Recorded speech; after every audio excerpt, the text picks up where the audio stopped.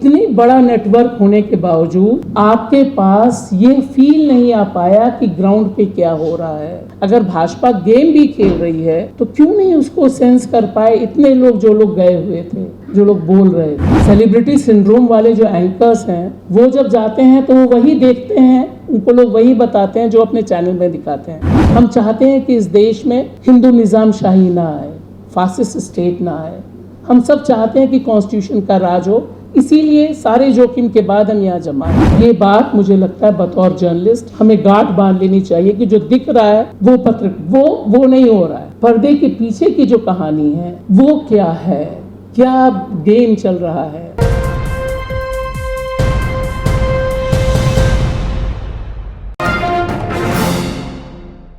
मुझे लगता है कि जिस मुद्दे पे आज हम बात कर रहे हैं, इलेक्शन डेट कब अनाउंस होगी ये इस पे डिपेंड करेगा कि मोदी जी की भारत चुनाव यात्रा कब ख़त्म होगी और जो करोड़ों रुपए की उनको घोषणाएं करनी है वो कब उनका क्रम दूर हो जाएगा, ख़त्म हो जाएगा। लेकिन इलेक्शंस तो अब आ गए हैं। तो इस क्रम में दो तीन चीज़ें जो मैं आप लोगों के साथ शेयर करना चाहती हूँ, वो बहुत पॉजिटिव नोट पे तो नहीं है। सबसे पहली बात मुझे लगता है कि जो स्थितियां हैं अभी, मीडिया की स्थिति, जो लोग यहाँ पर बैठे हैं और जो लोग देख सुन रहे हैं, वो सब उन हालात से परिचय हैं कि मीडिया कैसे रिपोर्टिंग कर रहा है, कैसे करता रहा है, किन मुद्दों पे करता रहा है। और इलेक्शन जो एक प्रोपेगेंडा मशीनरी है, उसका जो कॉरपोरेट गोदी मीडिया है उसका कैसे हिस्सा है, वो आगे बढ़ बढ़ के रिपोर्टिंग करता है और एक माहौल बना देता है, इससे हम सब वाकिफ़ हैं। और मुझे लगता है कि आज की तारीख में इंडिपेंडेंट इलेक्शन कवरेज तकरीबन ख़त्म है। जो संस्थान हैं, जो अखबार हैं, मैंने तमाम टाइम्स ग्रुप से लेकर आउटलुक से लेकर सब जगहों पे काम किया है, प्रिंट से लेकर इलेक्ट्रॉनिक का बहुत अनुभव नहीं है न्यूज़ क्लिक के साथ जब मैं रही। लेकिन देखिए, शुरू में भी ये क्रम था और मैं आपको यहाँ पर्सनल एक्सपीरियंस से बताऊंगी कि जब मैं आउटलुक में रही या उससे पहले रही, जनरली जो लोग रिपोर्टर हैं, हम जैसे तमाम लोग जो जर्नलिज्म में आए इसलिए कि रिपोर्टिंग कर सकें और कोई मकसद नहीं था। लगातार यही समझाया जाता रहा कि आप अगर चुनाव कवर करना चाहते हैं तो किसी पॉलिटिकल पार्टी, किसी नेता, किसी दल के साथ आप कर लें, खर्चा भी नहीं होगा, संस्थान का पैसा बच जाएगा। ये मैं 2014 के बाद की नहीं, उससे पहले की बात बता रही हूँ। लगातार एक प्रेशर रिपोर्टर्स के ऊपर था कि आपको पैसा कम खर्च करना पड़ेगा, संस्थान पैसा नहीं खर्च करना चाहती है। 2014 के बाद ये तकरीबन लिखा हुआ सा रूल आपको दिखाई देता है कि इलेक्शन कवरेज में चाहे टाइम्स नाउ की नविका कुमार हो, चाहे तमाम और संस्थान, बड़े बड़े जो कॉरपोरेट, अंबानी जी के, अडानी जी के मीडिया घराने हैं, वो जब अपना चुनावी रथ निकालते हैं, वो पिक्चर याद रहनी चाहिए सबको। तो जो बस जाती है उसको झंडी दिखाते हैं योगी आदित्यनाथ।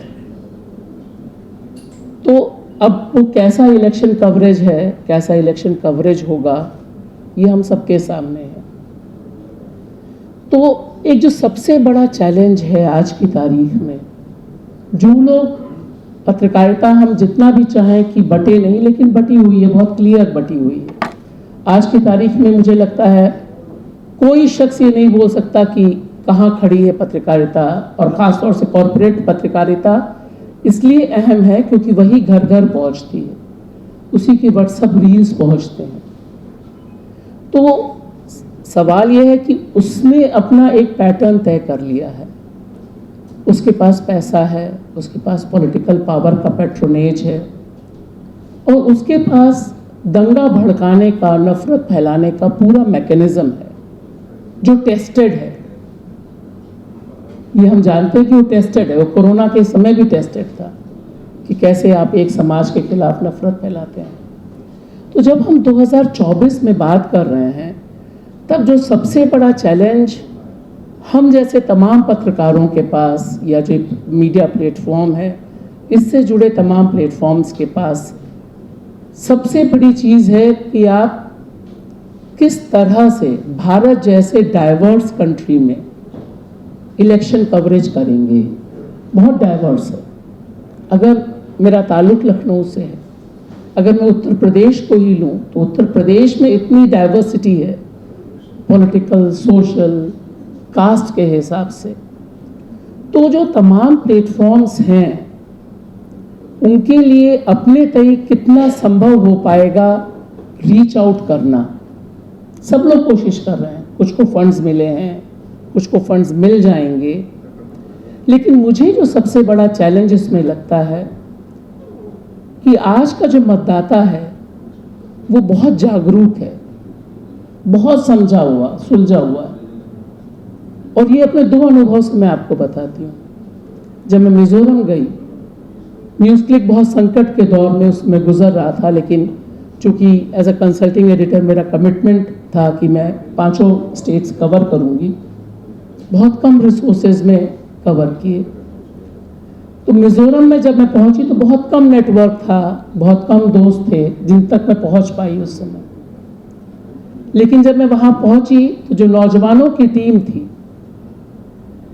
जैसे ही बात करना शुरू किया, अभी मुझसे पहले उन्होंने बोला कि आप जहां भी जा रहे हो, बस में जा रहे हो, कहीं पर भी जा रहे हो, वहां पे करिए, ग्रुप में नहीं जाइए। सब कुछ सही है, लेकिन वो जो नौजवानों का ग्रुप था जिसमें कुछ लोग एंटरप्रेन्योर भी थे, उन्होंने सबसे पहले मुझसे पूछा विच साइड यू आर। और ये वही सवाल है जो हरियाणा के किसान मुझसे 1 साल पहले पूछ चुके थे कि आप दिखाओगे जो हम बोलेंगे। तो मीडिया को लेकर हम आप जागरूक हैं ऐसा नहीं है, जो आम जनता है वो बहुत जागरूक है। और इसमें जो 2 मूवमेंट्स हुए हैं, शाहीन बाग का आंदोलन और किसान आंदोलन, उसने बड़े पैमाने पर उत्तर भारत में, नॉर्थ बेल्ट में मीडिया को लेकर एक अलग ढंग की ट्रेनिंग दे दी कि मीडिया से आप सवाल पूछें और जब तक आप बात करते हैं वो आपको सर्च करते हैं कि आपने क्या क्या कवर किया है, कैसे कवर किया है।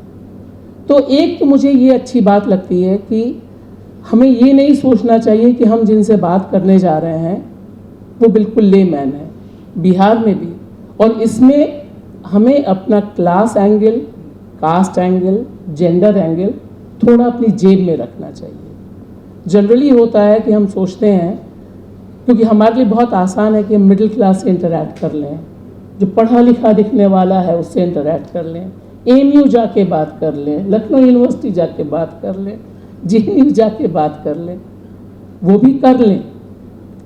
लेकिन जो एक कॉमन सिटीज़न है, जो वर्किंग क्लास है, जो सबसे बड़े पैमाने पर वोट देता है, उससे हम कैसे इंटरैक्ट करेंगे और उसका हम विश्वास कैसे जीतेंगे? क्योंकि आपके पास, हमारे पास ऐसा नेटवर्क नहीं है। सेलिब्रिटी सिंड्रोम वाले जो एंकर्स हैं, वो जब जाते हैं तो वो वही देखते हैं, उनको लोग वही बताते हैं जो अपने चैनल में दिखाते हैं।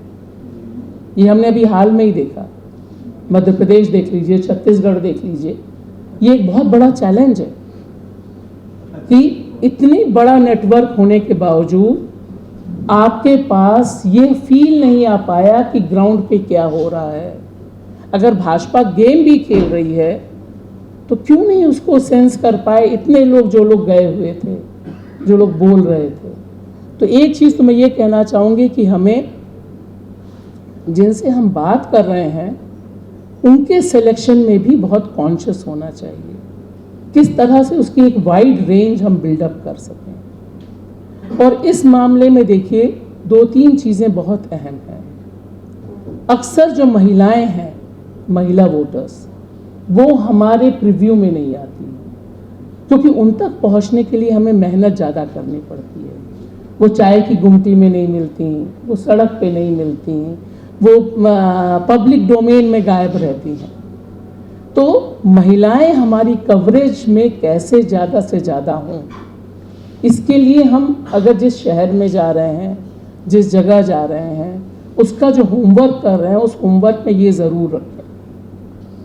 और दूसरा कि हम किस तरह से जो मार्जिनलाइज कम्युनिटीज़ हैं, जो मुस्लिम कम्युनिटी है, जो आदिवासी कम्युनिटी है, जो दलित के डिफरेंट सेक्शंस हैं, बहुत बड़े पैमाने पे जो वोट बैंक है, इनके जो इश्यूज़ हैं क्या वो पॉलिटिकल इश्यूज़ में रिफ्लेक्ट हो रहे हैं। मैं अपना पर्सनल एक्सपीरियंस बताती हूँ। मैं जब यूपी चुनाव कर रही थी, पिछला विधानसभा, बड़े पैमाने पे नौजवान आए, बहुत गुस्सा, नौकरी नहीं, ये नहीं, वो नहीं, सब कुछ बोले। मैंने सोचा ओहो, ये तो मोदी जी के अगेंस्ट वोट करने जा रहे हैं, योगी जी के अगेंस्ट वोट करेंगे। लेकिन जो अंडरलाइन था, लास्ट लाइन, वो इंटरव्यू बहुत मैंने संभाल के रखा हुआ है अभी भी, 4 इंटरव्यूज़ ऐसे, सब कुछ बोलने के बाद उनका लेकिन वोट तो अभी हम कमल ही पे करेंगे। सिलेंडर इतना हो गया, ये इतना हो गया, पेट्रोल हो गया, कोरोना हो गया, सब कुछ। तो अगर as a reporter, as a journalist, I am missing that last line, then my whole observation is going the other way, which way the reporter is not going. तो ये एक मुझे लगता है कि ये एक जो नज़र है हमें कि वो जो रिजेंटमेंट है, finally that resentment is converting into a political change और नॉट, यह पकड़ना हम सबके लिए संभव नहीं है, बहुत मुश्किल काम है। लेकिन हमारा टारगेट ये ज़रूर होना चाहिए कि हम बहुत फील गुड ना करने लग जाएं, क्योंकि यहाँ हम जब सारे लोग हैं, हम एक सेक्शन के लोग हैं, हम फील गुड चाहते हैं। हम चाहते हैं कि इस देश में हिंदू निज़ाम शाही ना आए, फासिस्ट स्टेट ना आए। हम सब चाहते हैं कि कॉन्स्टिट्यूशन का राज हो, इसीलिए सारे जोखिम के बाद हम यहाँ जमा हैं। ये हमारी इच्छा है, ये कॉन्स्टिट्यूशनल इच्छा है। लेकिन ये इच्छा अगर हमारे लेंस में हावी हो जाएगा, अगर हमारे क्वेश्चन में हावी हो जाएगा, तो एक बहुत बड़ी मुश्किल होगी। एक चीज़, 2 चीज़ें मैं और कह के अपनी बात ख़त्म करूँगी कि रिपोर्टिंग के समय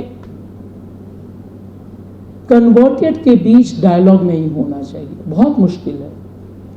हमें बहुत सुविधा होती है, बहुत आसानी लगती है कि हम अपने हम ख्यालों से मिलते हैं। चुनाव में होता भी है, जैसे ही आप डालिए कि आप यहाँ आ रहे हैं, आपके जितने दोस्त परिचित आपको जानने वाले हैं, वो सब आपसे मिलना चाहते हैं। लेकिन यही सबसे बड़ा चैलेंज आज की तारीख में है कि हम जो डायलॉग, जो रिपोर्टिंग है, वो पहले से एक खेमे के साथ आए लोगों में ना करें।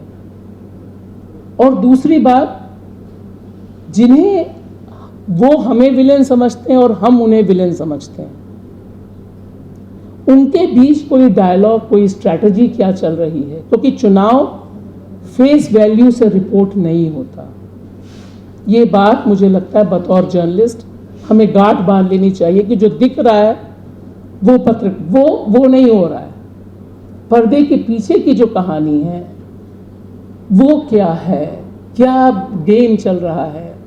अगर कमलनाथ जी किसी इंडस्ट्रियलिस्ट से मिलने जा रहे हैं चार्टर्ड प्लेन करके, तो क्या जा रहे हैं, क्या डील होगा, इस तरह की तमाम बातें। अगर शिवराज को बैठाया जा रहा है तो किसको लाया जा रहा है, अगर हमें नहीं पता है तो हम ना रिपोर्ट करें। लेकिन सिर्फ फेस वैल्यू पे पॉलिटिकल गिमिक्स रिपोर्ट करने से हम अपनी क्रेडिबिलिटी और ये जो प्लेटफॉर्म है उसकी क्रेडिबिलिटी दोनों ख़त्म करते हैं। अगर हम सेंसेशनल फर्जी खबर पर अपनी हेडिंग बनाते हैं, रिपोर्ट करते हैं, तो सिर्फ मैं अपना नुकसान नहीं करती हूँ, मैं इनका भी नुकसान करती हूँ, इनके साथ तमाम लोगों का नुकसान करती हूँ। क्योंकि फिर ये सुनने को मिलता है कि ये लोग ऐसे ही काम करते हैं नॉन जर्नलिस्टिक पैटर्न पे। तो खबरें चेक करना, रीचेक करना, अपने रिसोर्स की क्रेडिबिलिटी चेक करना, क्योंकि इलेक्शन टाइम ऐसा है जब सबसे ज़्यादा खबरें प्लान होती हैं, सबसे ज़्यादा। उस प्लान से, गेम से हम कैसे बच सकते हैं, कैसे अपनी आंखें खोल के काम कर सकते हैं ये, और एक आखिरी बात मैं कहूँगी कि बहुत अच्छा है कि इस तरह का प्लेटफॉर्म बना है। मैं खाली ये उम्मीद करूँगी कि हम सब जानते हैं कि मीडिया में बतौर जर्नलिस्ट ज़िंदा रहना आज की तारीख में बहुत मुश्किल काम है। ये हमले और बढ़ेंगे। हमारे आपके सब बहुत से लोगों के, मेरे जैसे लोगों के लैपटॉप, फ़ोन, सारे डेटा सब चले गए न्यूज़ क्लिक पर जो तबाही बरपा की स्टेट ने। इस तरह के अनगिनत हैं तमाम जो छोटे बड़े राज्यों में काम कर रहे हैं, छोटे शहरों में जो पत्रकार काम कर रहे हैं, उनके बारे में तो हम बात ही नहीं कर पाते हैं। तो क्या इस इलेक्शन में मुझे लगता है कि अगर हम एक कड़ी से दूसरी कड़ी को जोड़ सके, एक रिसोर्स को दूसरे रिसोर्स से जोड़ सके, इस तरह का एक वाइडर नेटवर्क डेवलप कर सके कि अगर मेरे पास कोई अच्छी खबर है तो इनको लगता है अच्छी खबर है, वो अपने प्लेटफॉर्म पे भी शेयर करें। इनकी खबर मुझे लगता है मैं अपने प्लेटफॉर्म पे शेयर करूं, और बड़े पैमाने पर एक पैन इंडिया लेवल पर अगर ये नेटवर्क बन सके। क्योंकि देखिए, कुछ भी कहिए, मोदी जी काम तो बहुत करते हैं। 10 राज्यों में 10 दिन में वो 12-15 राज्य जा रहे हैं, और आप सोचिए कि उसके इर्द गिर्द किस तरह का नेटवर्क, किस तरह की इमेज बिल्डिंग, अवधारणा बिल्डिंग, खबरों की बिल्डिंग होगी। सवाल ये है कि बतौर जर्नलिस्ट हम कितना साझेदारी में काम कर सकते हैं, कितनी शेयरिंग कर सकते हैं। और अगर इनको लगता है कि मेरी खबर सही नहीं है, इनको ये भरोसा होना कि हाँ, ये मुझे फ़ोन कर देंगे, मैसेज कर देंगे, बताएंगे कि ये फैक्ट ठीक नहीं है, मैं फैक्ट ठीक कर लूँ। ये जब तक हम इस तरह का एक कोऑपरेटिव नहीं बनाएंगे, एक सहयोग वाला नहीं बनाएंगे, तो मेरी बात लिखी हुई मानिए कि जिस तरह से सारे सिस्टम बैठ रहे हैं, जिस तरह से जो फासिस्ट हुक्मरान लगातार मजबूत हो रहे हैं, उसमें मीडिया का जिंदा रह पाना, हमारा आपका बात कर पाना, प्रेस क्लब जैसे इंस्टीट्यूट्स का इतना वाइब्रेंट रह पाना बहुत मुश्किल हो जाएगा। तो आज की तारीख में इलेक्शन कवरेज के लिए भी हमें समय कम है, लेकिन अगर जो नेटवर्क संभव है, मल्टी लैंग्वेज में संभव है, मल्टी एरियाज में संभव है, ये नेटवर्किंग, ये साझेदारी करना बहुत ज़रूरी है।